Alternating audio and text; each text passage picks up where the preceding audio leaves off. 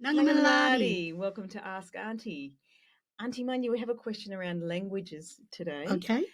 Is it appropriate for non-Indigenous people like myself to use Indigenous languages, for example, hello in a greeting, Nangamalari being the Bardi hello, or is that just another form of colonisation? Yeah, Carla, no, I don't think it's a form of colonisation. I do feel it's a mark of respect. And so I'm very big advocate for the promotion of Indigenous languages, as you know.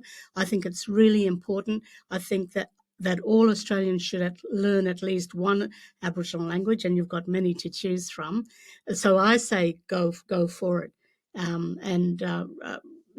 That's one way of helping us keep our culture alive.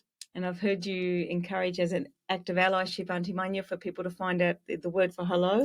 In your local area, always, yes. So I don't see it as a bad thing. It's actually a good thing. So go ahead and use that. In ridicule which is go well. Go well.